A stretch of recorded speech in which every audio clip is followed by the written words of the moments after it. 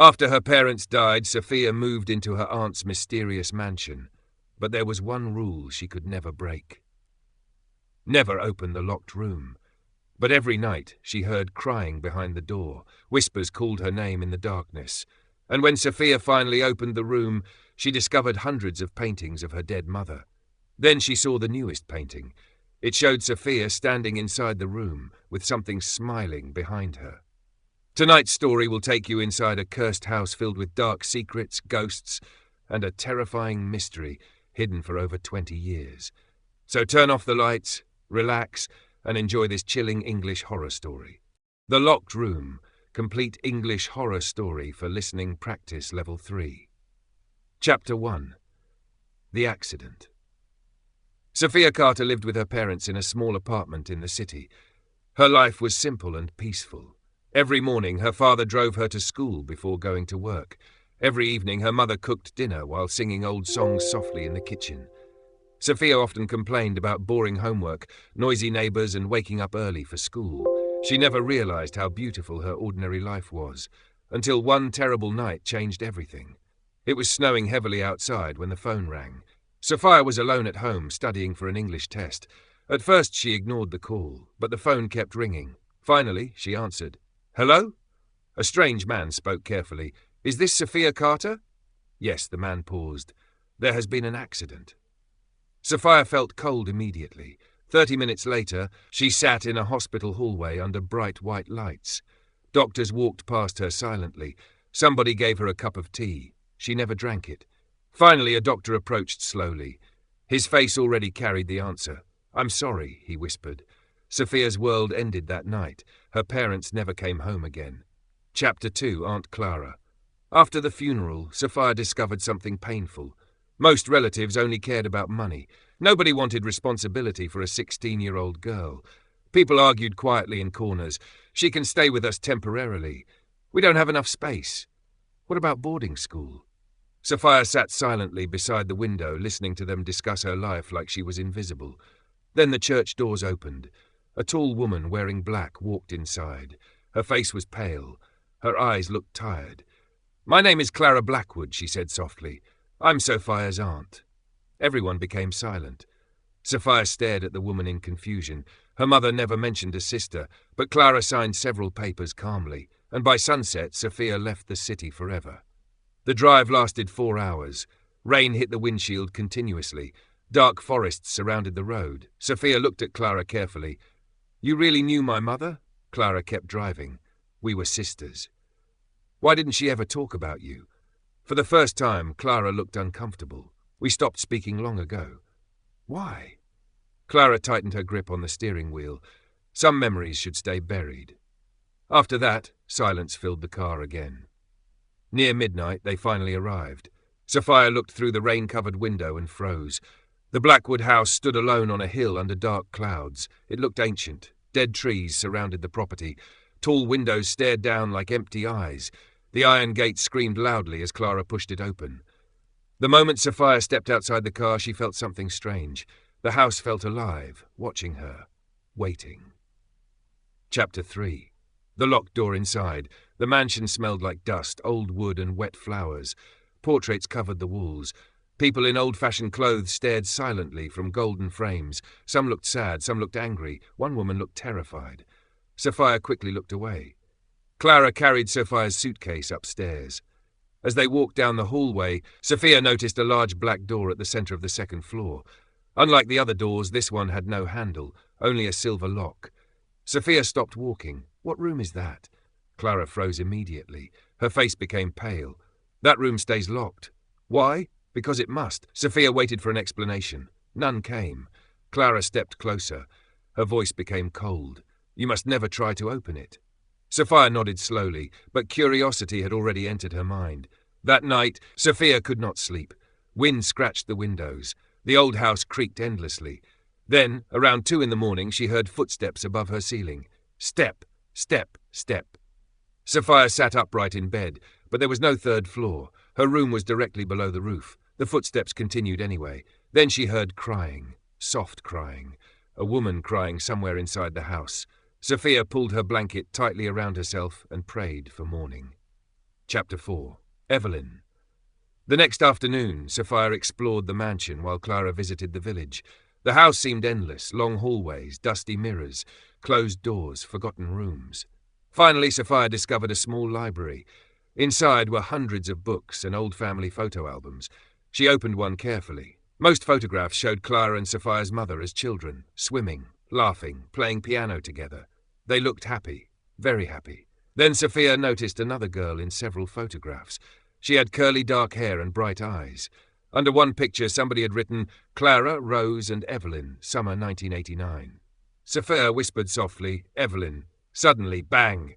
The library door slammed shut. Sophia jumped violently. The room became freezing cold. Then she heard whispering, very soft, very close. Sophia! Her blood turned cold. She spun around. Nobody was there. Then the whisper came again. Find me. Sophia ran from the room immediately. That evening at dinner she finally asked, Who is Evelyn? Clara dropped her spoon. The sound echoed loudly. For several seconds nobody spoke. Then Clara whispered, Where did you hear that name? In the library. Clara's face lost all colour. She died many years ago. How? Clara stood suddenly. You ask too many questions. Then she left the dining room. But before disappearing upstairs, Sophia noticed something terrifying. Clara was crying. Chapter 5. The dream's days passed. The strange events became worse. Every night Sophia heard crying inside the walls. Sometimes she woke up and found wet footprints outside her bedroom. Once she saw a woman standing at the end of the hallway. Long black hair covered her face. When Sophia blinked, the woman vanished. Even worse, Sophia began having dreams. The same dream every night. She stood inside the locked room while a soft voice whispered behind her. Open your eyes. Then blood slowly dripped down the walls. Sophia always woke up screaming. One stormy afternoon she searched the attic. Dust floated through weak sunlight. Old furniture filled the room. Broken mirrors leaned against the walls. Then Sophia found a wooden chest.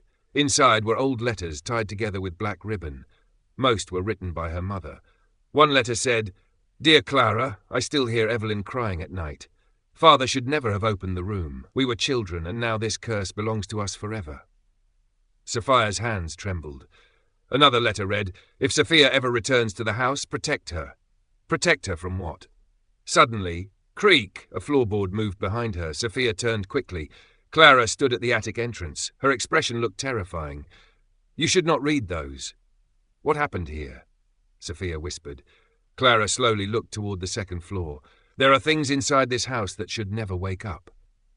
Chapter 6. The Truth. That night, Clara finally told part of the truth. When we were children, Clara whispered beside the fireplace, our father discovered a hidden room beneath the house. Sophia listened silently. He believed our family was special, chosen. He practiced strange rituals. What kind of rituals? Clara looked afraid. He wanted to speak with something beyond death. Lightning flashed outside. He opened a door, Clara continued, and something answered. Sophia felt sick. What happened? At first, nothing. Clara's hands shook badly, but then the house changed. Whispers inside walls, moving shadows, people seeing faces in mirrors. Then, one night, Evelyn entered the locked room alone. She came back different, Clara whispered. How? She stopped sleeping, stopped eating, stopped acting human. Clara looked down. One night she disappeared completely. And the room? Clara slowly looked upstairs. It never closed again. Chapter 7. Opening the door. At midnight, Sophia finally made her decision. She would open the locked room, no matter what happened. While Clara slept beside the fireplace, Sophia quietly searched her bedroom. Inside a small drawer, she found a silver key. Cold, heavy, old. Sophia climbed the stairs slowly. The locked room waited silently at the end of the hallway. Whispers filled the darkness. Sophia! Her hands trembled violently. Still, she inserted the key into the lock. Click. The door creaked open slowly. Dust filled the air. Sophia lifted her flashlight and froze. The room was enormous. Every wall was covered in paintings, hundreds, maybe thousands, all showing the same woman. Her mother, young, old, laughing, crying, sleeping, standing beside Clara, standing beside Evelyn. Sophia walked deeper into the room. Then she reached the final painting. Fresh paint dripped from the canvas. The painting showed Sophia standing inside the room, and behind her, a pale woman smiled with empty black eyes. Sophia slowly turned around. A woman stood in the corner, long black hair, pale skin, a twisted smile. She looked exactly like Sophia's mother, but her eyes were completely black. "You finally came home," she whispered. Chapter 8. The Second Door. The locked room door slammed shut behind Sophia. Darkness swallowed the room. The pale woman stepped closer. "You know my name," she whispered softly. Sophia's voice shook. "Evelyn?" The woman smiled sadly. "Yes." The paintings suddenly began moving. Faces blinked. Mouths whispered. The walls breathed softly like living flesh. Then Evelyn pointed toward the far end of the room. A second black door stood hidden behind the paintings. Cold air leaked beneath it. Scratch, scratch, scratch. Something waited behind it. "What is that?" Sophia whispered. Fear filled Evelyn's face. "You must never open it." Outside the room, Clara screamed desperately. "Sophia, stay away from the second door." Suddenly, bang! The second door shook violently. A pale hand slowly crawled through the opening, its fingers bent unnaturally. Then came the face, or rather faces. Dozens of faces moved beneath grey skin. Sophia's mother, Clara, Evelyn, strangers, all screaming silently. The creature smiled. "There you are," it whispered, using many voices together. The room exploded into chaos. Paintings crashed down, windows shattered. Dark liquid dripped from the ceiling. Evelyn screamed, "Close the door!" The creature grabbed Sophia's ankle instantly. Its skin felt cold and wet. Then suddenly its face changed into Sophia's mother. "Sophia," it whispered gently. For one terrible moment, Sophia almost believed it. But her mother's eyes had always felt warm. These eyes were empty, wrong. Sophia screamed and pulled herself free. Evelyn struggled desperately against the black door. "Hurry!" Sophia grabbed the silver key from the floor and rushed forward. The creature shrieked horribly. "No!" Sophia pushed the key into the lock. Click! Instantly the second door slammed shut. The creature vanished. Silence filled the room. Chapter 9. Goodbye. The darkness slowly disappeared. The paintings faded one by one. The whispering voices became silent forever. Evelyn stood quietly beside the sealed door. Slowly the darkness vanished from her eyes. For the first time she looked human again. Outside the room, Clara entered crying. For several seconds the sisters simply stared at each other. Then Clara whispered, "I'm sorry." Evelyn smiled sadly. "You were only a child." Clara collapsed into tears. "I should never have left you alone." The sisters hugged for the first time in 20 years. The house trembled softly. Dust fell from the ceiling. Evelyn looked around quietly. "It's over now." Sophia's eyes filled with tears. "What happens to you?" Evelyn smiled gently. "I can finally rest." Slowly, her body became transparent. Clara grabbed her hand desperately. "No, please." But Evelyn only smiled softly. Then she disappeared like smoke in the wind, gone forever. Morning sunlight entered through the broken windows. For the first time, the Blackwood house felt peaceful, dead, empty, normal. 3 days later, Clara and Sophia left the mansion forever. Workers later destroyed the house completely, stone by stone, wall by wall. Nobody wanted the cursed place to remain standing. Sophia never returned. Years passed.